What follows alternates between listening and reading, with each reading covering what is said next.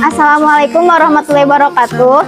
Kami dari kelompok 4, mata pelajaran pembelajaran PAI Inovatif, dosen pengampu Evi Nur Saidah Apriani, mata pelajaran fikih, bab toharoh dengan strategi cardshot atau pemilihan kartu yang akan dijelaskan oleh Alessa Rosmawati. Cardshot atau pemilihan kartu yaitu suatu strategi pembelajaran berupa potongan-potongan kertas yang dibentuk seperti kartu informasi atau materi.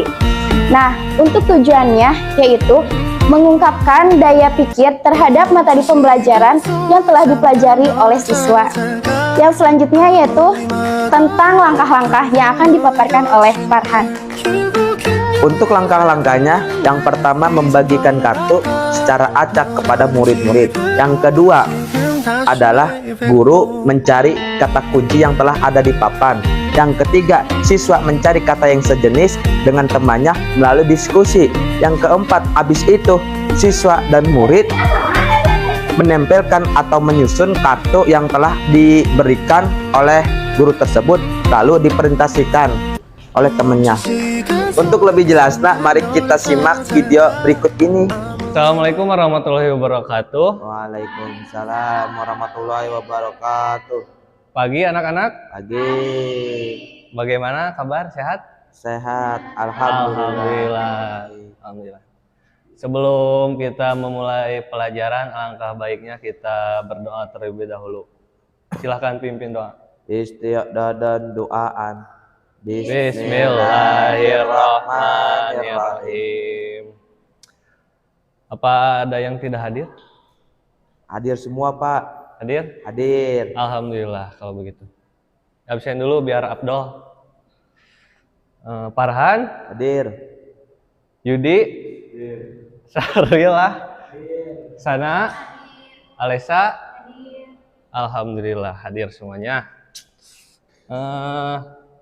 Pada pertemuan kali ini kita akan mempelajari tentang toharoh. Minggu sebelumnya kan kita baru perkenalan. Sekarang kita masuk ke materi tentang toharoh. Ada yang tahu pengertian toharoh? Enggak. Saya akan kasih tahu.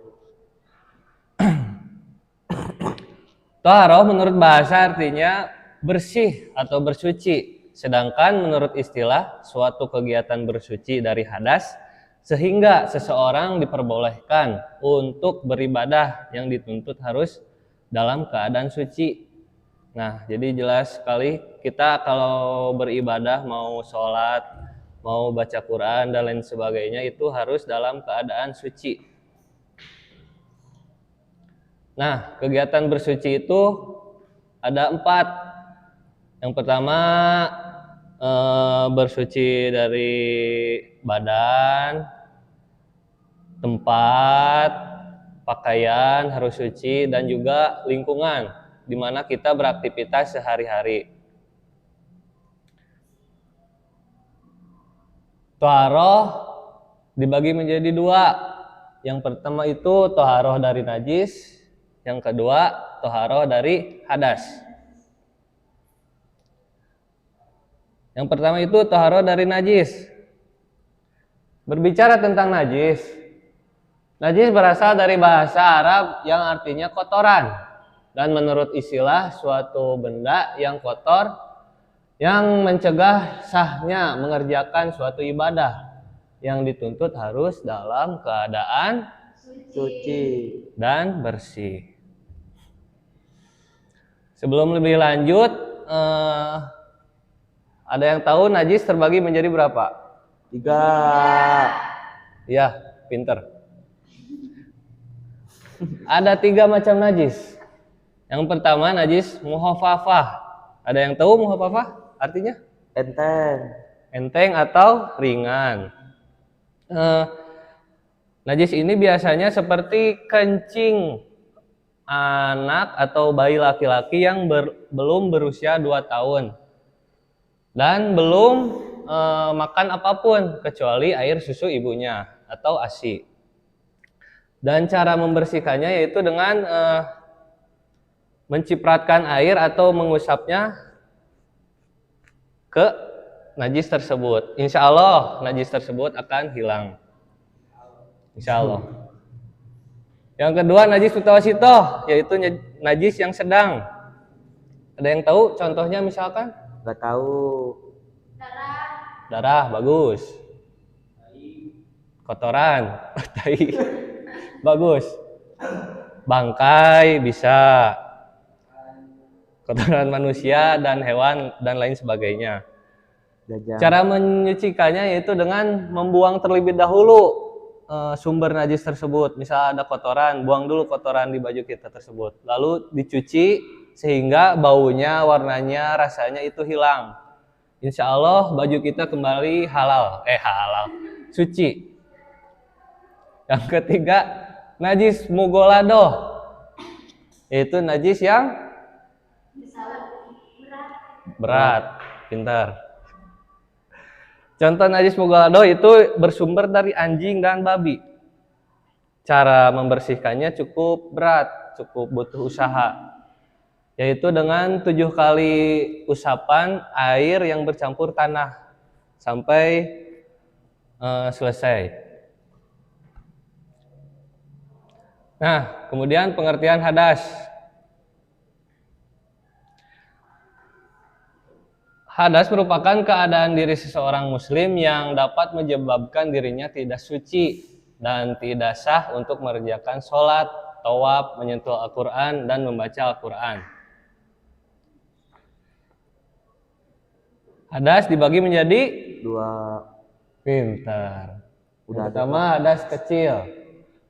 Contohnya keluarnya sesuatu dari 2 jalan, kubul, dubul, hilangnya akal atau tidur. Yang ketiga, bersentuhan kulit laki-laki dan perempuan. Cara menyucikan hadas kecil yaitu dengan berwudu atau bertayamum. Yang kedua, hadas besar. Haid, nifas, wiladah, melahirkan, jima. Cara menyucikannya yaitu dengan mandi wajib atau mandi besar.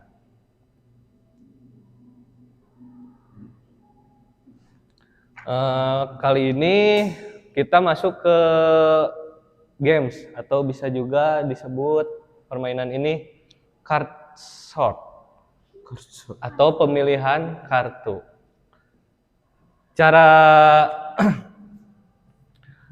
Cara bermainnya yaitu nanti saya akan membagikan kartu secara acak, di mana ada kartu induk dan kartu rinci. Ada najis dan ada hadas. Nanti ada rincian-rincian. Kalian tugasnya itu mencocokkan atau mengklasifikasikan dengan kelompok kalian nanti. Lalu ke depan menempelkannya di depan dengan tepat. Lalu dipresentasikan oleh perwakilan atau kelompoknya masing-masing. Bisa dipengerti? Ya. Ya, bagus.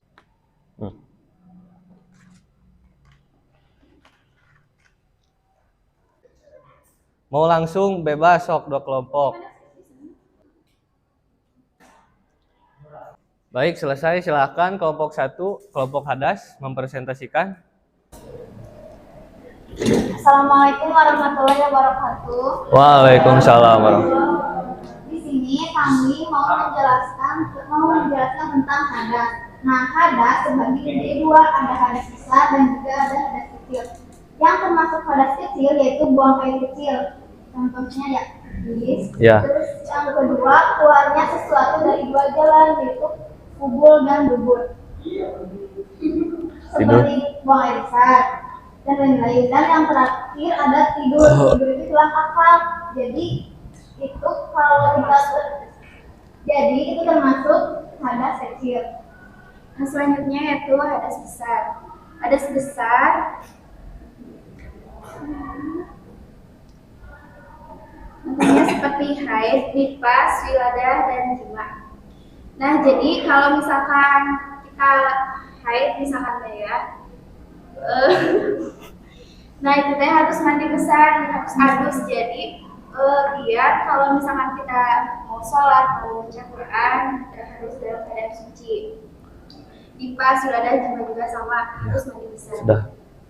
Sekian. Sekian dari kelompok kami. Wassalamualaikum warahmatullahi wabarakatuh. Wah, tepuk tangan kelompok 1.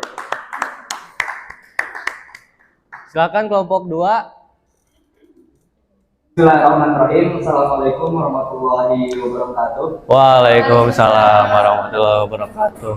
Kami dari kelompok hadis akan mempresentasikan tentang hadis. Najis terbagi menjadi 3. Yang pertama yaitu najis mukhafafah, najis mutawasito, najis mughalladhah. Najis mukhafafah yaitu najis ringan. Contohnya seperti air kencing bayi laki-laki yang belum makan apa-apa kecuali nasi. Ya. Terus yang kedua yaitu najis mutawasito. Najis mutawasito itu najis sedang. Contohnya seperti darah, nanah, bangkai dan lain sebagainya. Dan yang ketiga Najis mughalladhah. Najis mughalladhah itu adalah berat. Seperti contohnya bubuk lah. Iya. Bubuk, bagong. Dan sesuatu yang terlahir dari anjing dan babi, misalkan anjing dikat sama kucing, misalkan anaknya si jajang, maka jadi najis. Sebab wama tawala dari rumah. Gitu. Dan saya ingin menambahkan najis mutawasit itu dibagi menjadi 2. Ada najis hukmiyah sama najis airiyah. Tapi kalau najis airiyah adalah najis yang terlihat oleh zahir. Misalkan di nalika kita sholat ada pentai cicak di sini, ketinggalan itu namanya najis airiyah. Kalau najis hukmiyah atau najis yang tidak kelihatan dan cuma dihukumin doang.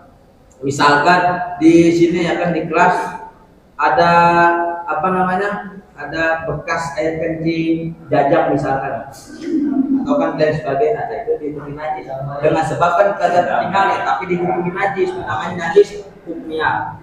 Nah, sekian dari kelompok kami, kelompok najis. Kelompok 2 tuh najis. Wassalamualaikum warahmatullahi wabarakatuh. Waalaikumsalam. Tepuk tangan. Aduh. Dari awal sampai sekarang apakah ada pertanyaan? Pak, apa perbedaannya hadas sama najis? Nah, cantik. Pertanyaannya yang sangat cantik. Kebetulan perbedaan najis dan hadas ada di kesimpulan. Najis hakikatnya adalah perkara yang zahir, yang bisa dilihat seperti air kencing bayi dan darah dan lain sebagainya. Bisa dilihat kalau najis. Kalau hadas, hadas adalah perkara maknawi yang ada dalam tubuh manusia yang tidak bisa dilihat oleh panca indera. Begitu. Untuk pertanyaan yang pertama nanti saya jawab di WA. Ya. Ya, Pak. Mungkin hari ini dicukupkan sekian. Mohon maaf bila banyak kesalahan. Wah.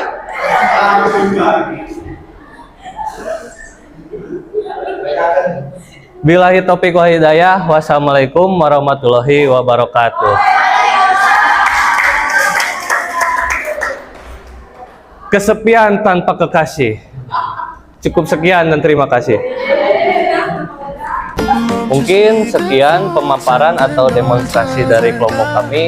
Mohon maaf bila banyak kesalahan dan semoga bermanfaat bagi para penonton.